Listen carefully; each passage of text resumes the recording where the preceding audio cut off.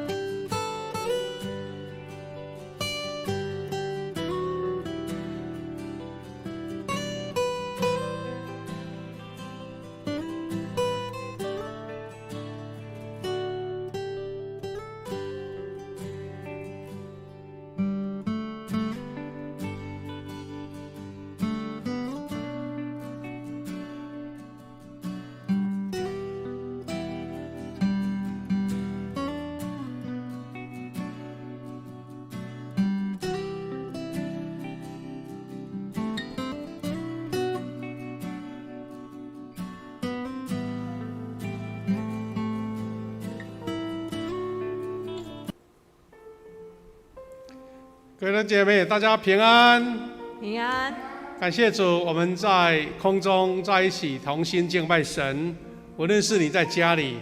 或是在台湾各地，甚至有的是在国外，我们都没有时差，同步一起同心要来敬拜上帝。这时候我们先安静预备心，因为神看重我们的心意，我们一起要来敬拜神，我们来默祷预备。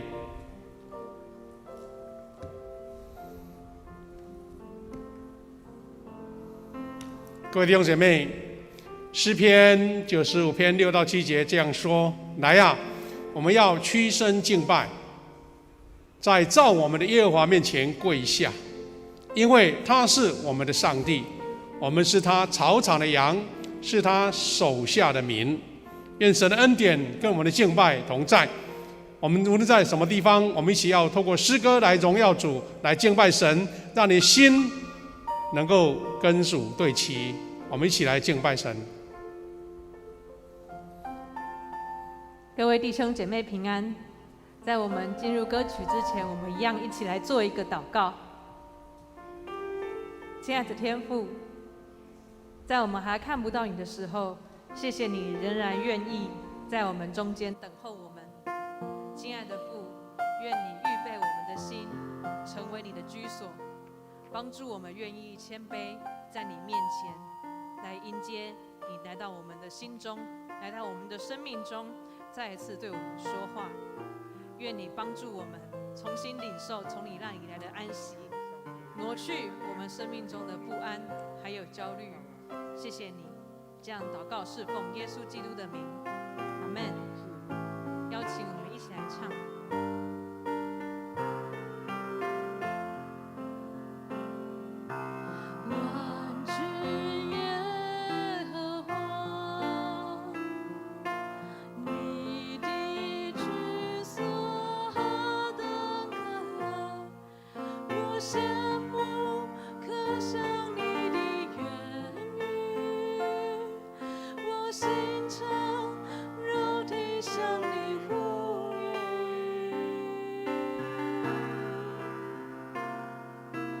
万军耶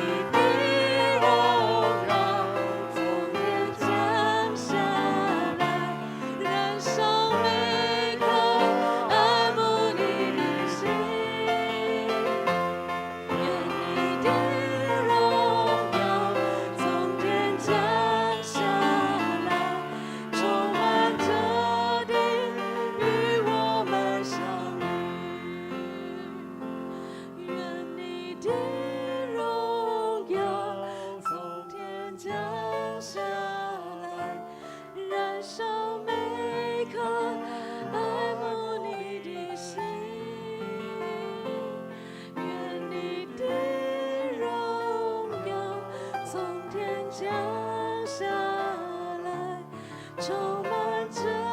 你与我们相遇。是的，亲爱的父，谢谢你愿意差遣道成肉身的耶稣来到我们当中，更在他之后差遣圣灵在我们当中，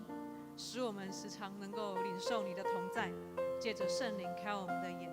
开我们的耳。亲爱的父，这个时刻恳求你再一次用你永恒的光来光照我们的生命，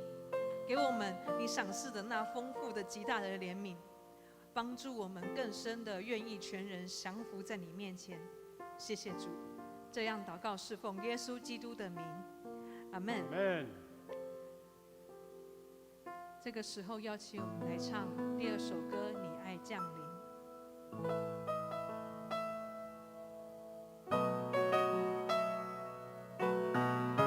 愿主使我们帮助我们认识他是光明的主，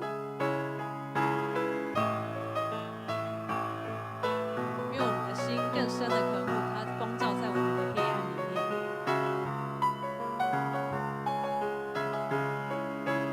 主，你是光明，照在黑暗里，全因你怜悯，生命你旨意，主赐我生命，恩典与真理，成为神儿女。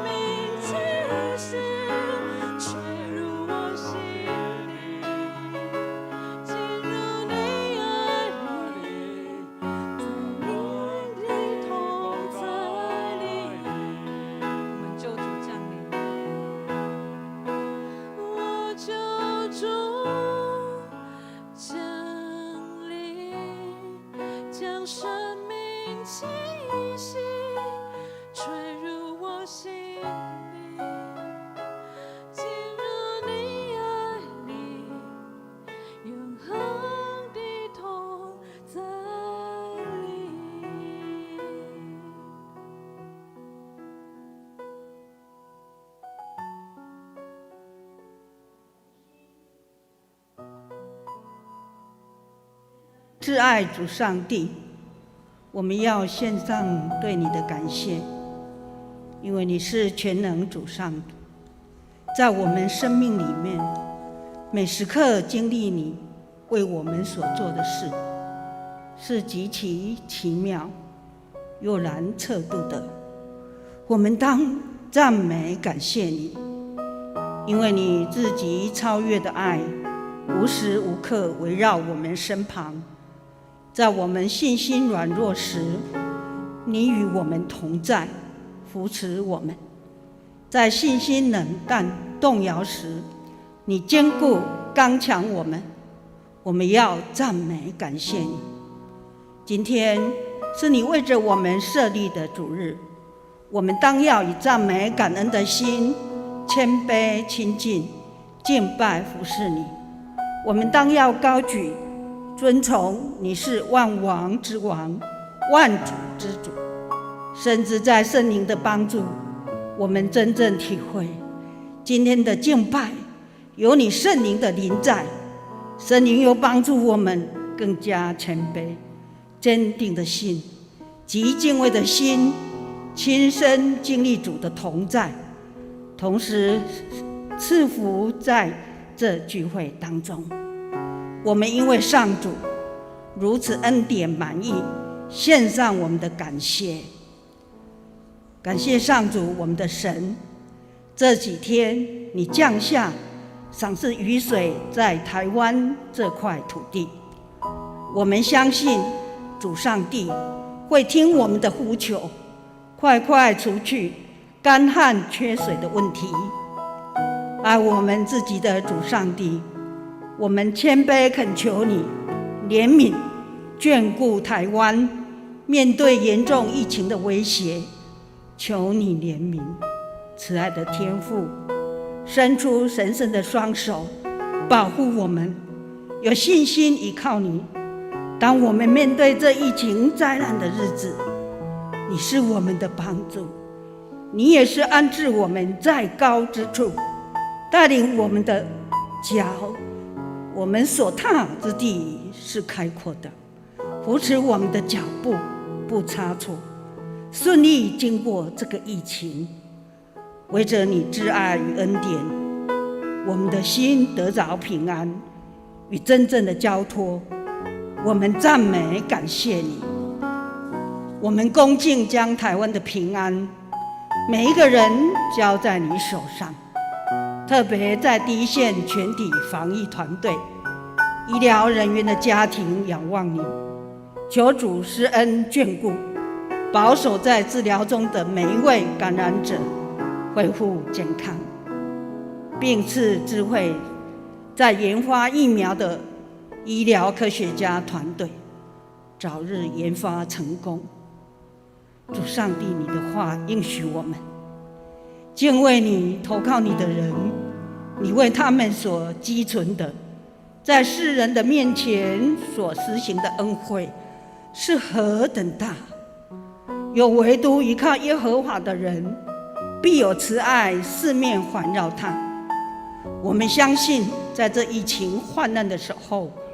我们所遇到的一切难处都在你的手上，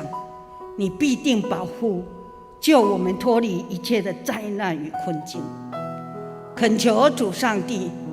怜悯我们，求怜悯我们，除去我们暗中所犯的过失及所有的罪，帮助我们在耶稣永不止息的爱里得着赦免，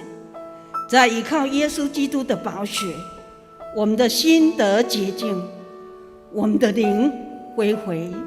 转向天父上主，并使我们的内心得着建造，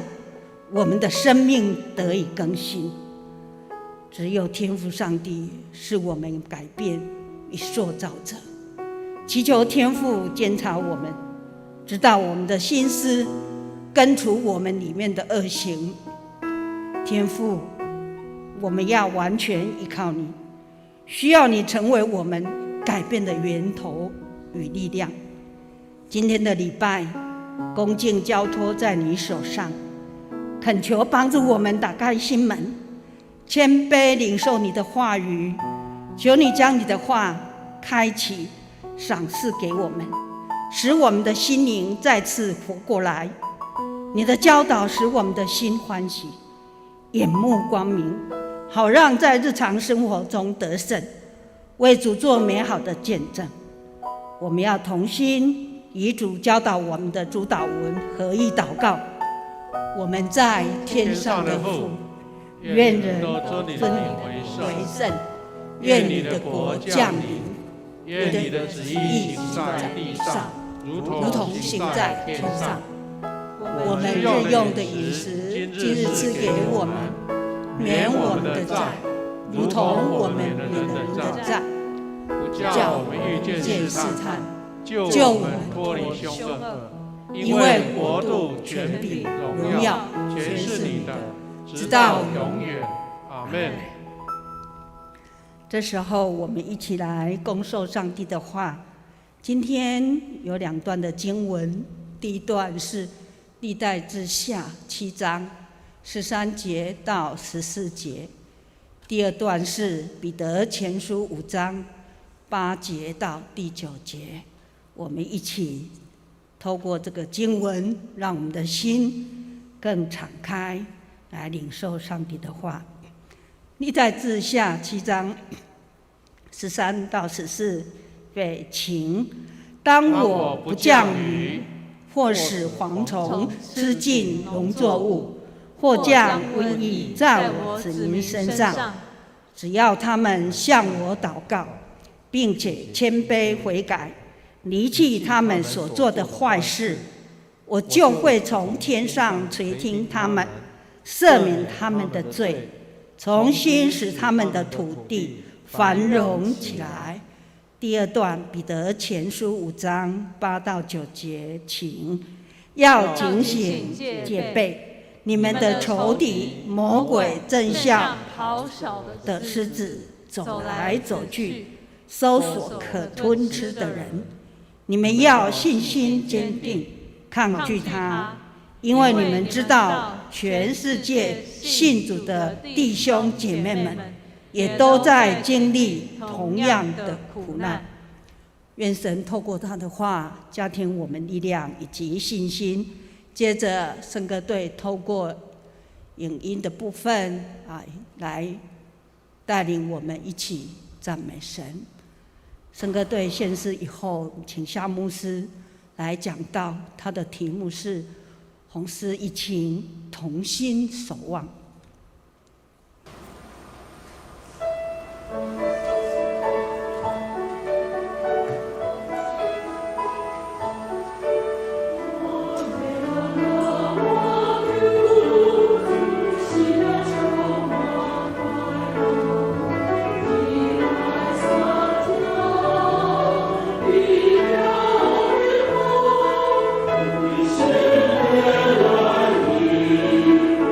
好像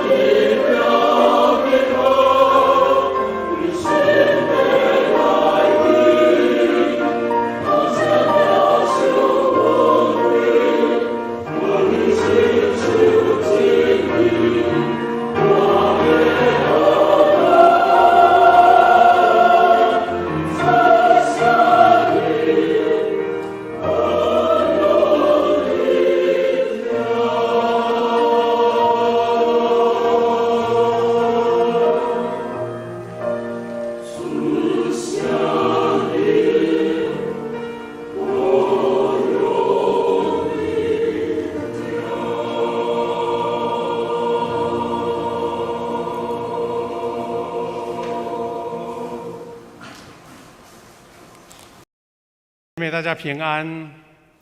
很高兴我们一起在空中同心来敬拜神，也透过他的话语，大家彼此激励。平常我们在家里面，那我们可以做很多的自己私人的事情，但在这段疫情期间，我们不只是在家里面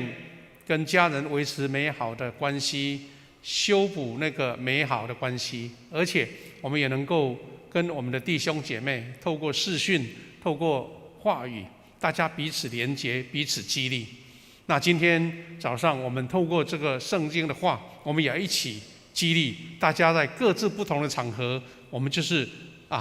足坛来敬拜神。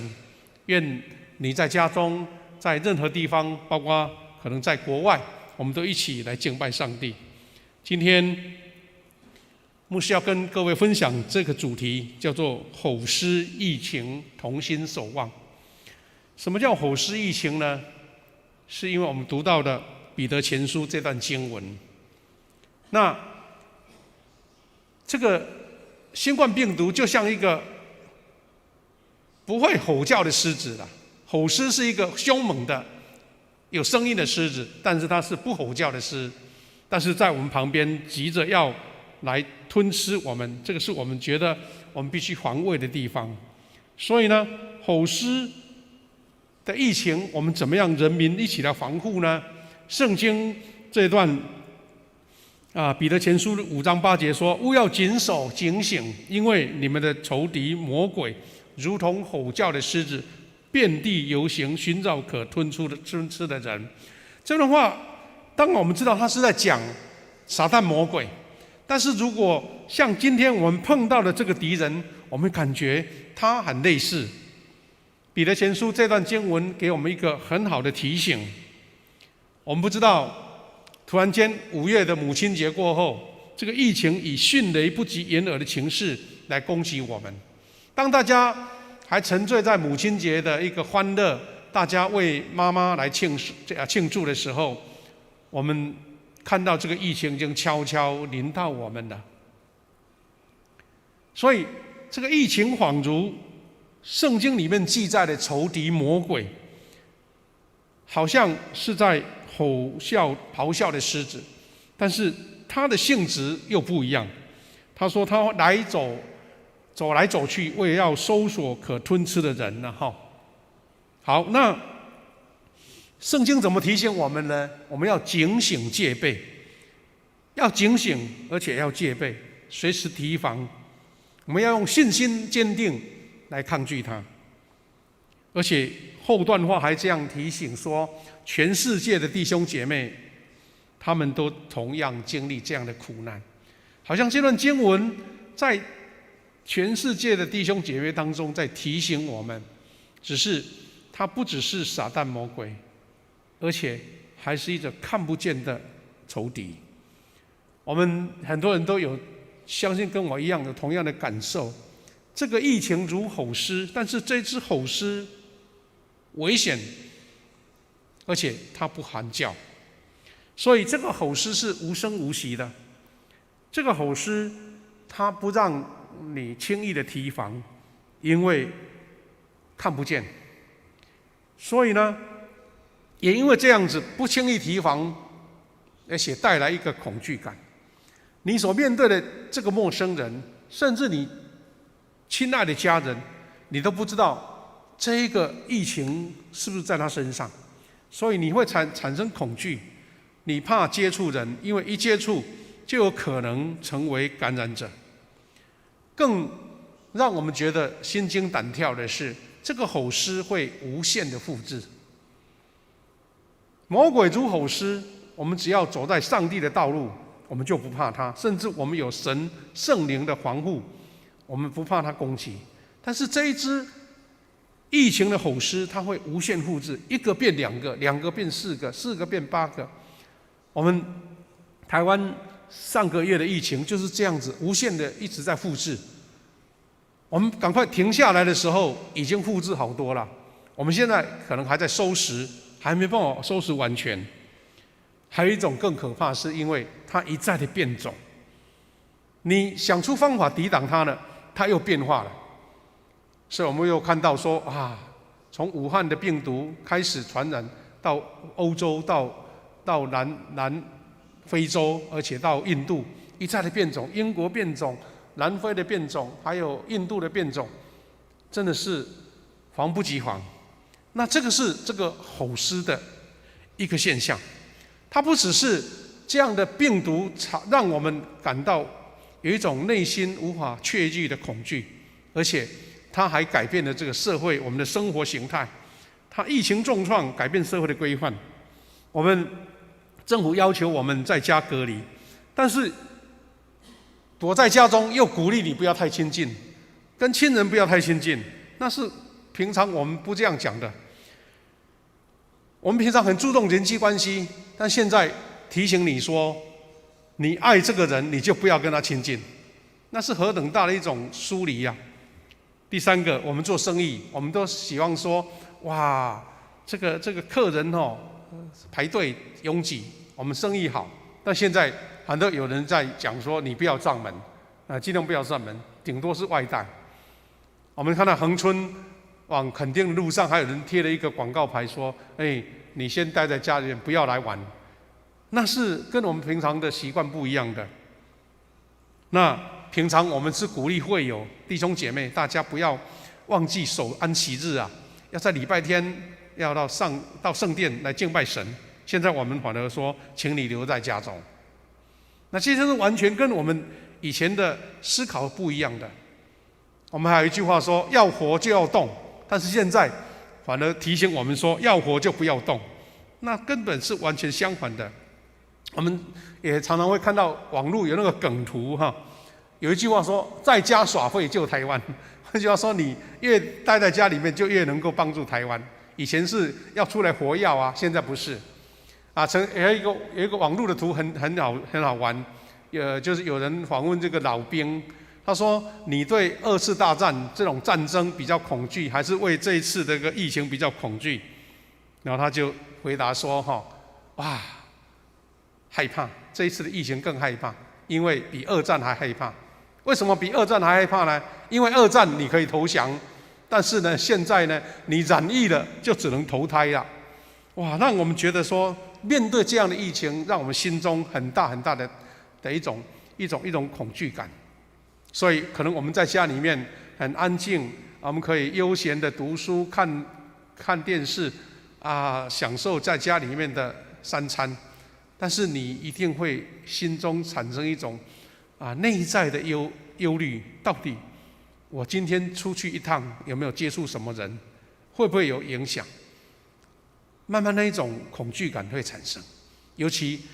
我们现在已经停了3个礼拜了，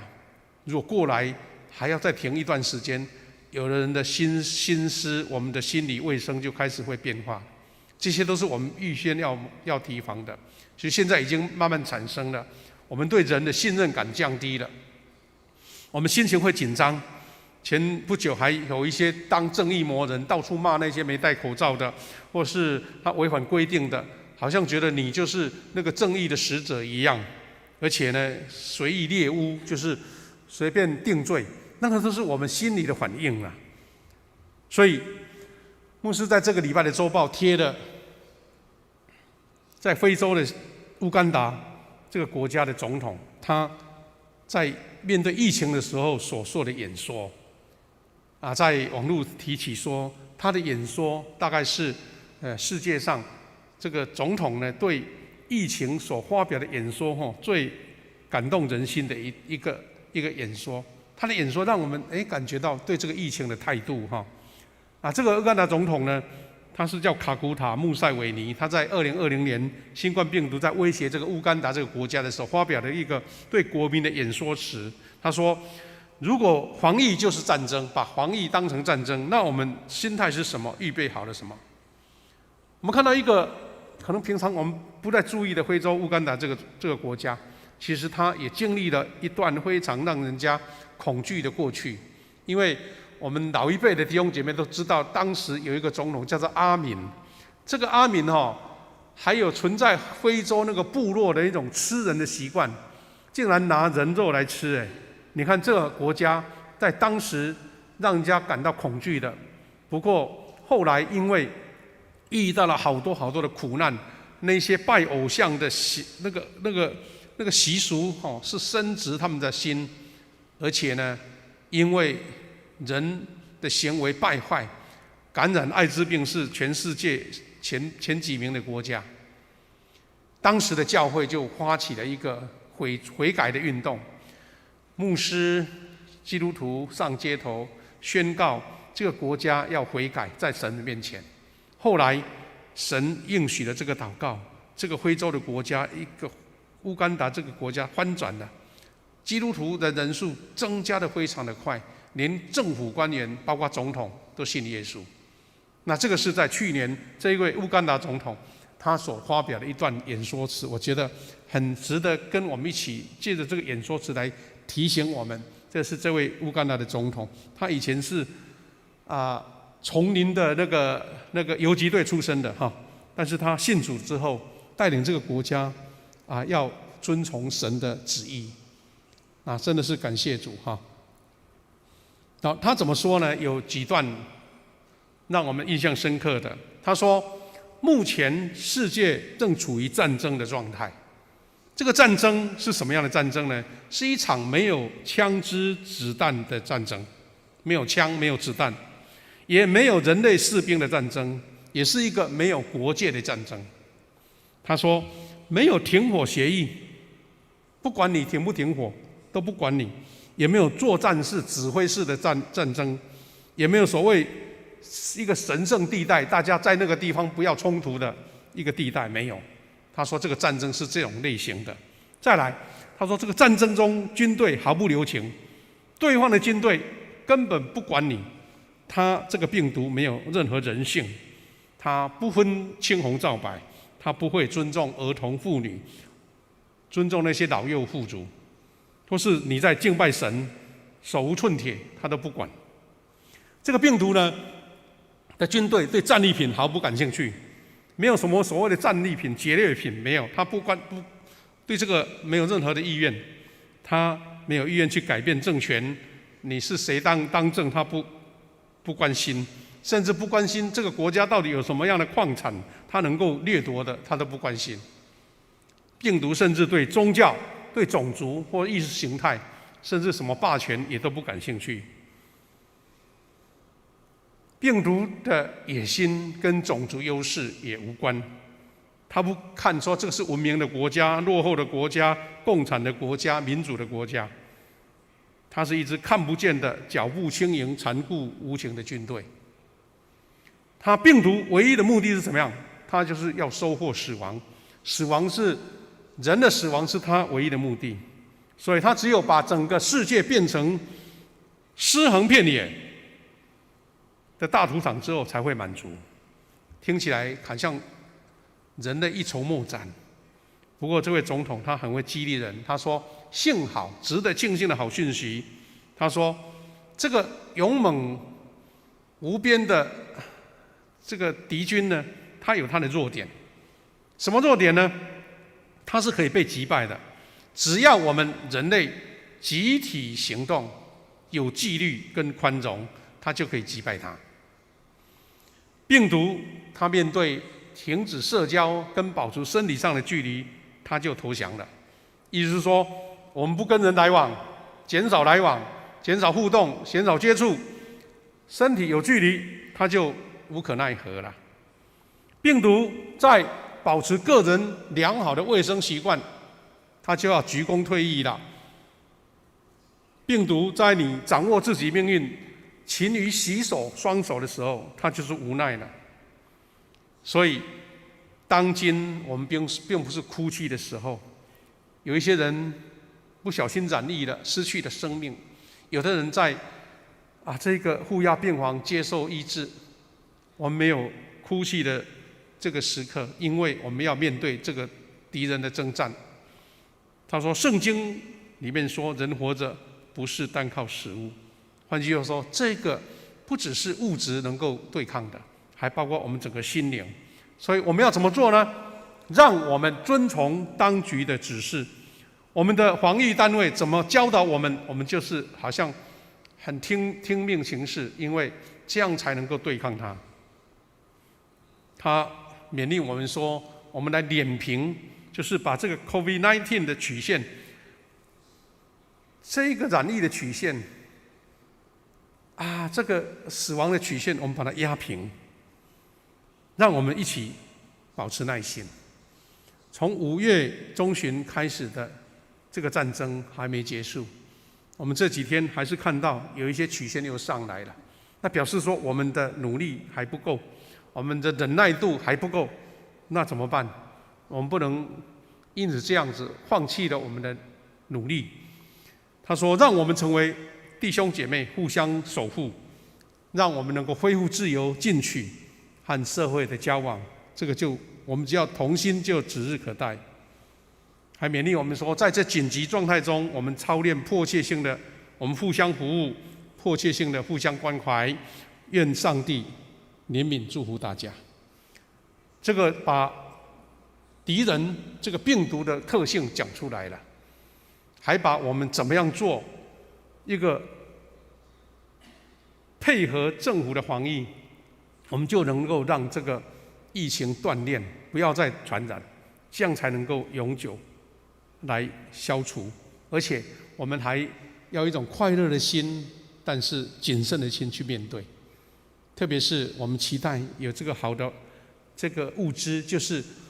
我们的一个疫苗，能够帮助我们守住这个防线。所以在这个大家居家防疫的过程当中，有一些很有艺术天分的人，他就设计一些很有趣的图来提醒我们。我觉得这些图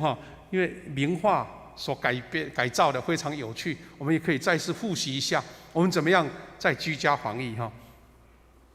模仿古画来宣传防疫。这一张是耶稣跟学生的一个最后的晚餐。我们看到学生都不在，耶稣还戴了口罩，他要叫我们保持距离。虽然那亲如兄弟，但是暂时要保持距离。这个是要让我们戴上口罩。那这个是呢，戴着口罩还抱了一大堆物资因为我们要在家里面有充足的粮食，我们有充足的预备这些食物这些食物。再来是，我们现在很需要外送的人来帮我们送这个吃的东西物品所以用拿破仑的这个图画来改装，我们要用外送。再来是创世纪的这个图画，我们要这个上帝的手加了一个喷雾消毒啦，我们要喷手来消毒，让身体保持清洁。还有这个是在水龙头注意洗手让我们的手保持干净。这个是要保持距离，还有戴着口罩这个是玛利亚的像，但是她在祷告，同时也戴着手套，让我们借着手套能够阻隔病毒。这位女性呢，她不只戴着手套，还拿了一张信用卡，是叫我们少用现金来付费。那这些漂亮的图画提醒我们这些事情，我们只要这样做这些事，我们就能够阻绝病毒的侵袭。各位弟兄姐妹，在这个疫情还漫漫无期的过程当中，我们有一个信心是，只要我们这么样的同心守望，我们就能够早日呢看见青天了。所以吼是疫情，我们怎么同心守望呢？面对新冠疫情的战争，这是一个公卫跟生命的征战，更是一个属灵的征战。历代志下7章13到14节，原来是圣殿完成献殿的时候，上帝向所罗门王来显现所做的宣告。但是他讲的那段话，今天好像跟我们现在这个时事非常的切合了。这段话这样子说：天灾跟瘟疫是上帝所掌权的，都是在他的创造跟掌权之下。7章13节说：当我不降雨，或使蝗虫吃尽农作物，或降瘟疫在我子民身上。他说或表示说这些都是神的一个掌权当中，神对子民的考验。你看这段经文，其中2项都发生在我们身上了。还好这2天天降大雨，有一些地方还淹水。我们期待这个降雨能够解决我们的旱灾，但是瘟疫降在子民身上，我们要怎么做呢？百姓面对天灾的态度，7章14节这样说：只要他们向我祷告，并且谦卑悔改，而且离弃他们所做的坏事，我就会从天上垂听他们，赦免他们的罪，重新使他们的土地繁荣起来。这个有几项百姓所要做的：第一个是向神祷告，第二个是要谦卑悔改，承认我们自己的错误跟不足，再来是离弃我们所做的坏事。有一些染疫是因为我们明明不该做，我们去做的，我们要消除它，悔改，然后神就会从天上垂听，赦免他们的罪，然后让这个土地活跃起来，繁荣起来。那这段话岂不是神在今天对我们每一个人所说的吗？我们是不是要这样子做，才能够重新看到这个土地的一片美好？疫情呢，使我们重新审视什么？人跟自然的关系。也许这个病毒不知道是好几百年、几千年都存在那边了，但是因为人类的贪婪，它触动了它，让这个病毒重新跑到人的身上。因为它要走出路，走出路只有感染到人的身上，它才能活啊。那这个就没完没了了。我们是不是要重新审视人跟自然的关系？再来，也不会完全是负面的，因为人类在面对疫病的战争的时候，没有再分你我了，大家彼此激励、团结、互助。所以呢，我们这次的疫苗，去年发生这个疫情，今年就能打疫苗，不是偶然发生的事，是一群科学家，人类最顶尖的头脑，他们在实验室里面大概是没日没夜，整天研发，才能够及时的研发出疫苗，让人类来打这个疫苗，来阻止这个疫病的扩散。所以，因为大家的同心团结，所以让生医疫苗能够那么快的发展。我们知道，在医学界，他们都了解，这个疫苗要成熟要好几年，5年、10年都是很正常的。但是这一次，因为大家谦卑的一起同心研发，大家彼此技术的交流，能够让疫苗赶快能够成为我们身上的保命的一个疫苗。人类也因着智慧跟慈悲了这一次那么挑战那么大，但是带来的一个正面的突破跟成长，那是我们看见这个威胁来的时候，我们产生一个好的互动。其实在这段疫情来的时候，牧师觉得有很多人性的光明面，让我们感到很大的安慰，很大的鼓舞。至少有这几点：当疫情来的时候，我们视见人性，我们有优秀的医疗团队站在第一线，为我们阻挡这些这个疫病的扩散。我们在去年刚开始的时候，我们有口罩国家队，很快的时间研发出或是制造出足够的口罩，还能够支援别的国家。而且我们看到最近的报道，在这个疫情大爆发的时候，有一群平民的抗疫英雄，因为他们知道人的缺陷不足。我们可以看到一群可爱的我们的同胞，大家在宣布第3期警戒的时候，自动封城，我们可以自由进出但是大家尽量不要出去。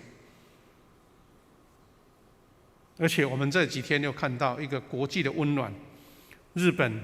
还有今天美国都把疫苗送给我们，知道我们现在缺乏。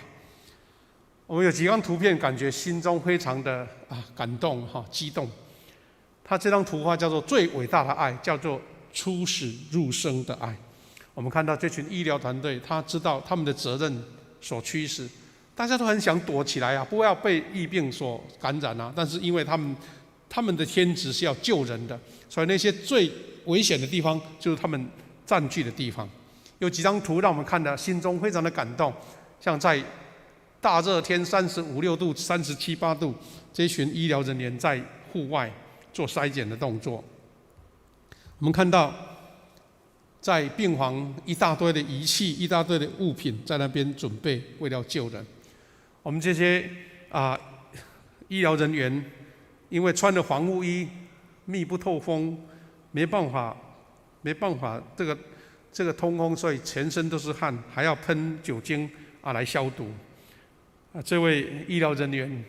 脱下防护衣的时候，全身湿透了。这位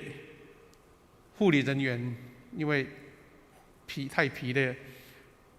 靠在那边休息。因为太疲累了，他随便有地方就躺下来休息。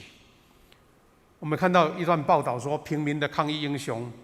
今年的这个疫情大爆发是从万华这个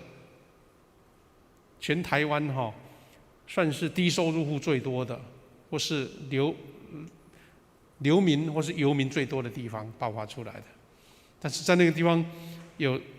报道说是地表最强的里长，还有加一位丐帮的帮主，来深入万华，不让饥饿比病毒先摧毁人。原来看这个报道之后才知道说，原来台北市长柯文哲市长讲说，再拖个2-3个月没有被病毒感染也会饿死，其实是在讲这里，因为那边太多需要照顾的人，但是就是有一群天使在那边救助。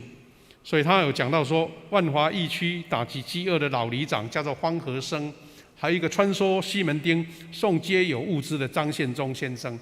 这些平民英雄，因为没有他们，大概这些人真的没有地方可以吃东西，会饿到了。他们去募集好几千份的物资，有些义工一起累积来分包装，一包一包送出去。这些都是各地我们的百姓大家私自的赞助的这些物品，看起来非常感动。他们甚至要在大热天穿防护衣去找这些游民，然后一包一包送给他们。我们也看到前2天从日本载来了120多万剂的这个 AZ 疫苗。今天早上我们又看到了这个美国的议员特别远道来台湾旋风式的拜访，也带了70几万剂的疫苗来送给我们。我们看到说，并不是我们特别可怜，或是我们到处呼叫，而是因为我们去年曾经用我们的能力帮助了别人，所以有人就觉得我们需要帮助。这个是一个非常好的善的循环。最后牧师要透过网络所传的这些个资料，来跟大家一起勉励。这个疫情它教我们的7件事，什么事呢？有几件我们要一起学习的。第一个，我们承认我们自己是脆弱的人，因为我们发现我们什么事情遇到疫情的时候，我们自己不能做什么，我们需要更多的人彼此互助、彼此合作。第二个是我们要接受不完美，我们不能老是口头一直怪罪谁做不好、谁做的不好，因为谁都不愿意让这个疫情蔓延。但是就是刚刚讲的，疫情像吼狮一样到处吞咬，你防不胜防，所以我们无法去判断说这个政策、这个策略是好不好。我们唯一的就是我们没有完美的对策，我们承认自己的不足。这时候更唤起我们台湾的同胞，大家学习跟他人合作，放下自我，我们来共体时艰。第4个，我们重新来反省对物质的需要。我们之前好像无限的浪费、无限的花费，但是现在变成说要考虑需要是什么，跟想要的是什么。你需要什么？我要吃，我要营养，我要健康，我要口罩，这个是需要。但是想要的跟不想要，其实对你没差。那怎么样去分辨？这是我们对物质的重新认识。什么样是简朴的生活，在这个时候是最深刻的啦。第5个是重新安排优先次序。以前我们安排了好多的活动，到现在觉得被关在家里面，其实这个没有做，好像也没失去什么。换句话说，让我们去思考，安静下来，什么是我们最优先要做的事情，做出取舍。第6个，在居家防疫的过程当中，你跟你的家人的互动很 OK 吗？非常的温暖吗？还是很多的争吵？还是很多的冲突。这个是我们谦卑在主面前，求神借着家庭祭坛，借着全家同心合一跟神的连结，我们改善家庭的关系，也是神给我们一个特别的礼物跟假期，我们能够增进跟家人相处的品质。最后是信仰变通的展现。我们知道我们这个信仰群体大家彼此不能见面，但是我们怎么样透过现代化的一个群组，我们的小组牧养的互动能够更增进。我们强调祷告的重要，我们的生命要对焦在上帝，因为发现其他的部分根本不能帮助我们。你的心灵的平安，你的安息在主面前，这个是非常重要的。所以信仰的变通变成大家群聚，大家一起聚集的，变成要分散。那分散是跟神的关系更加的连结。我们期待弟兄姐妹大家彼此更多的互动跟抉择，更多的体谅，也避免论断，爱心理解，彼此支持。各位弟兄姐妹，我们要一起来学习这个新的时代，一个新的人际关系，也是一个信仰的操练。各位弟兄姐妹，我们在礼拜结束后，期待我们一短短时间，或是挑另外一个时间，大家能够彼此呢来互动彼此来交谊，彼此来分享。我们在周报里面有附了这几个讨论的提纲，大家也可以用这些提纲来做一个根据，一起来做讨论。这时候在音乐当中，我们要一起来做一个祷告，一个公祷。我们看到这个荧幕有一些公祷的事项，牧师借着这个公祷的事项，邀请大家一起来为这些事情来祷告。亲爱的父神，我们知道现在台湾面临了前所未有的严峻的疫情。主啊，我们还是要感谢你，因为你保守我们，超乎我们自己能够应付的极限。你借着防疫的官员，中央地方同心努力，特别是医疗人员来协助。虽然疫情爆发，但是还在控制的范围里面。求主保守我们在经过2-3个礼拜的防卫之后，还没有终结，我们必须要同心团结防疫。求你赐给足够的疫苗，让有需要的人一起来借着疫苗来防疫，让这个疫情能够早日的解除。主，我们特别要为第一线辛苦的面对感染风险的全体医务人员的祷告，也为警消、为地方的各级服务防疫的单位祷告。他们在炎热的天候之下，要冲锋陷阵，要曝险，要在第一线。求你赐给他们智慧、体力跟健康，能够保护全体的民众能够平安度过这个危机。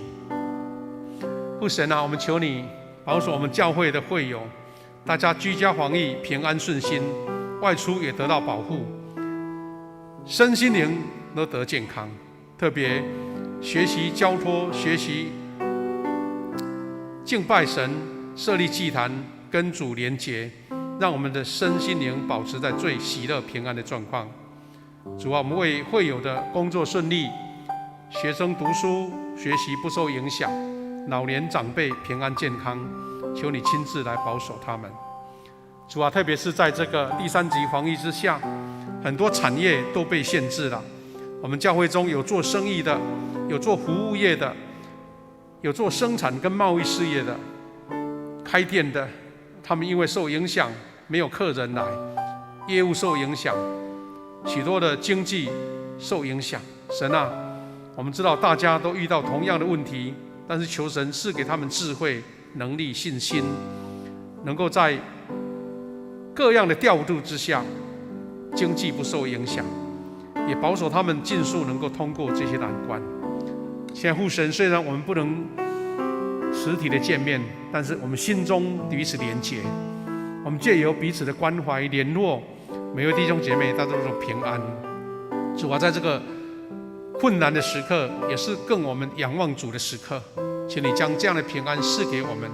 在你面前恳求祷告，都是奉靠主耶稣基督得胜的名，阿们。各位弟兄姐妹，最后一段时间呢，牧师做一个重点的报告。那也一方面，我们请照上个礼拜一样，我们每一个家庭呢，预备一个小小的纸袋或是一个容器，我们要做主日的奉献。那你放在家中做保管，那有一天方便的话，再一起拿到教会来一起做统计哈。那有几项报告来做如果重复的牧师就带过去就好。第一个是我们呢小组来聚集，因为我们不能实体聚会，所以小组跟团契是最重要的。我们也可以邀请好朋友2、3个，在特定的时间，我们做 RPG， 就是复兴祷告小组，彼此赞美神，彼此为自己的需要祷告，为我们的教会、国家，为我们的防疫祷告，那是非常棒的一个连结哈。我们一起建立基督的身体。第二个，请记得我们在礼拜五有一个空中祷告会，那我们在礼拜五大家同心聚集，透过网络大家一起来祷告愿神的应许在我们祷告当中。第三个，我们不重复了主日奉献，因为我们不能来到教会里面，那你要献给神的自己先做保管，那有空的时候或是用电汇的来交到教会这边来，让我们的教会的事工运作不受影响这些多元的奉献管道在周报里面都有呈现过了。那再来有一个比较重要的报告，就是我们小会呢在日前有会议讨论了我们用网络的聚会讨论8月8号社教45周年的庆典，因为我们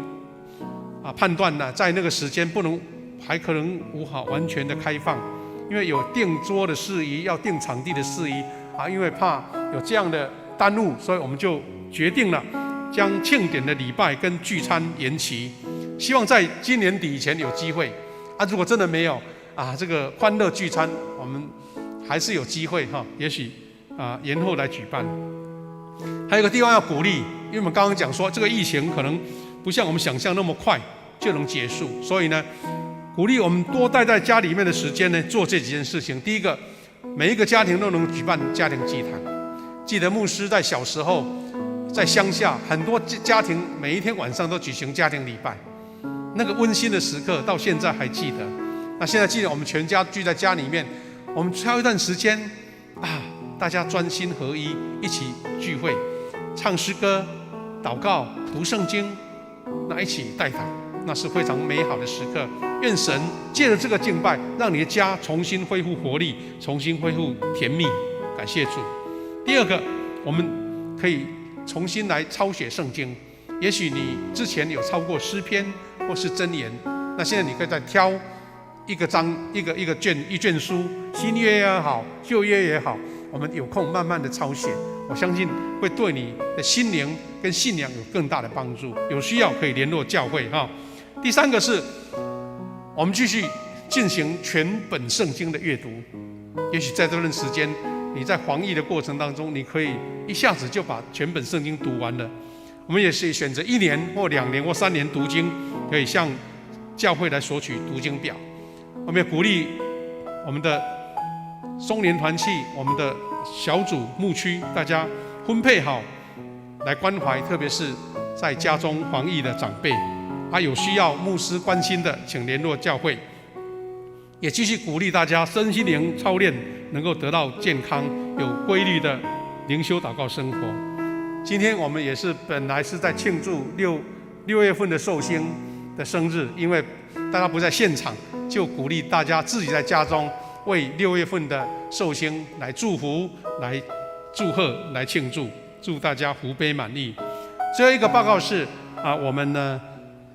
如果要索取本周的报纸周报纸本的周报，因为我们只印80份，如果有人需要用纸本的收集或是要阅读的，请可以电话来跟干事来做一个记录，因为我们如果不用印那么多，我们可以再印少一点这样才不会浪费。愿神跟你的每一位同在，工作、生活、外出都得神的保守。好，这个时候我们交给谢牧师来主持一个感恩奉献的感恩祷告来做结束。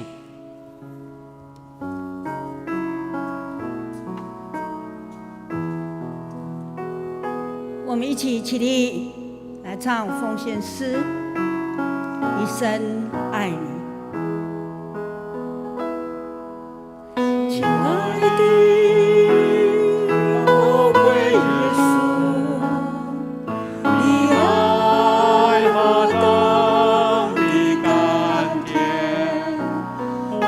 的心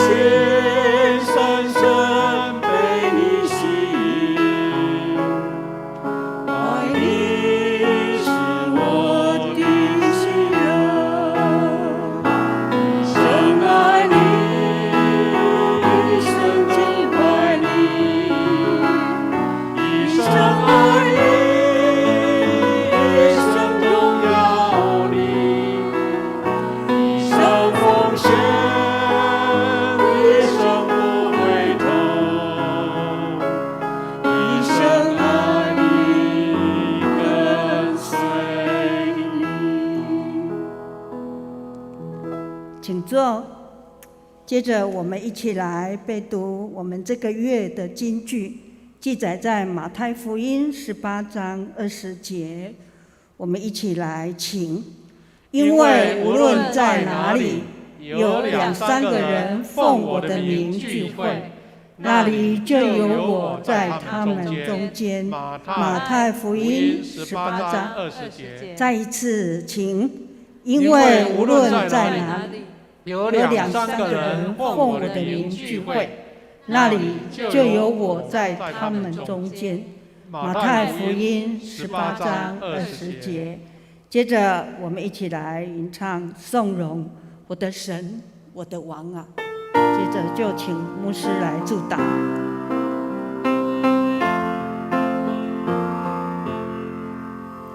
我的神，我的王啊，我要遵从你的命，我要永远称颂你，我要天天称颂你。我们一起领受从神来的赐福，愿主耶稣基督的恩典、上帝的慈爱、圣灵的保守相通扶持，保护每一位弟兄姐妹，也保护全台湾的百姓，早日脱离疫情的侵扰，领受真正从神来的平安。愿三位一体的神与每一位弟兄姐妹同在，从今时直到永远。阿们。阿们。